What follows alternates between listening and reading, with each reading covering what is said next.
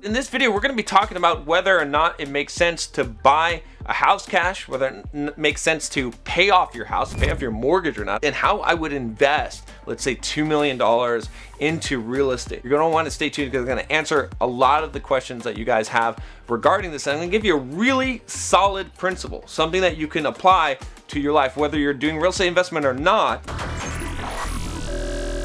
I'm John from BulldogMindset.com. On this channel, I teach you how to be a man. I teach you how to build financial independence, how to build the physique you want, how to get the girls that you want, and how to go from the victim mindset to what I call the bulldog mindset. If that sounds like something you are interested in doing, make sure that you mash that subscribe button and join us on this quest. We're going to be talking about investing. We're going to be talking specifically answering a question about real estate. If you have $2 million in your bank account, should you buy rental property for its total of 100 grand or pay 1/3 of 100 grand? If I've got some money and I'm investing in real estate, should I finance it? Should I finance the real estate? Should I get a loan? Or should I just buy the fuckers cash, right? What should I do? The basic idea is this. If you can borrow money cheaper than the return you can make on that money, you should borrow the money. I know it's not rocket science here, guys, but you would be amazed how many people mess this up and mess up the inverse of this. They're actually borrowing money at a worse rate than what they could make on that money that they're borrowing. Let me give you some practical examples of this. Let's say that you go to the bank, okay, and the bank gives you 10 grand. And we're not even gonna talk about real estate right now. We're just gonna talk about you get a loan for 10 grand. I loaned him $1,000. They say, we're going to charge you 10% interest rate, all right, on this money, 10%. What does that mean if you're being charged an APR, annual percentage rate of 10%? $10,000, 10%. How much money does that cost you for the privilege of borrowing that $10,000 per year? Cue the Jeopardy music. If you don't know, the answer is 10% of that. It's $1,000. So you're basically going to pay $1,000 in interest to borrow that $10,000. Okay, now we're not talking about principal payments, none of that matters. I'm just saying at a straight cost to you of interest is going to $1,000. You take that $10,000 from the bank, okay, and you're like, okay, I'm going to put this $10,000 into my investment over here. And this investment is going to give me a 15% return, okay?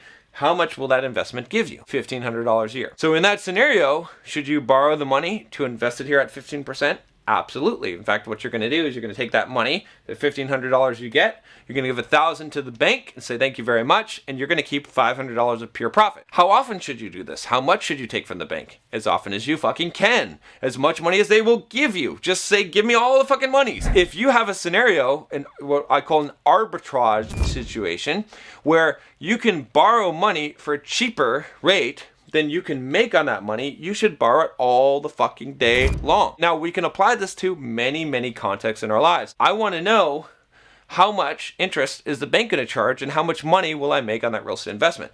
Now, in general, guys, what I usually tell people is that on a decent real estate investment, the irrespective rate of return is typically in real estate going to be, if you do a decent deal, 15 to 20%. The ways that you make money in real estate, one is from cash flow. That's the cash on cash return, or that's actually the capitalization rate on the real estate itself, okay? Cash flow on the real estate, all right? Second, principal pay down on the real estate. The third one is appreciation, specifically with a bank loan, with a mortgage, leveraged appreciation, okay? And then the third one is depreciation. You're going to depreciate the asset, okay? And you're also going to write off other tax expenses on that property. With all that combined, we're not just looking at a straight cap rate. If you're getting let's say a 7% cap rate, that's not going to be your total irrespective rate of return over the time. If you want more information on this, I've got a lot of videos on real estate. Like I said, take the Bulldog quiz, okay? If you take that quiz, I will actually send you an invite eventually to my private membership, Bulldog membership mastermind group, where I talk about this stuff. I have lessons and I teach you how to do this. To answer Darren's question specifically, basically what it comes down to is, does it make sense? Am I going to make more money on that investment than the money that I borrow? And if you understand this basic principle, we can answer a lot of other questions, okay? Like, should I pay off my house? I get this question all the time. You pause the video and you think about this. I would look at what is the interest rate I'm paying on the loan on my house right now. If you're paying 3 to 4% on your house, do you not have an investment where you can make more than that? Can you not find some investment where you can make 5, 6%? Okay, even though I don't recommend this, okay, I would rather see you invest in real estate getting 15, 20% returns. It's fine, okay? But let's say that you're not. Let's say you're just going to do S&P 500 index fund, okay, with an average return of 6 to 7%, maybe even 8%, okay, your average return.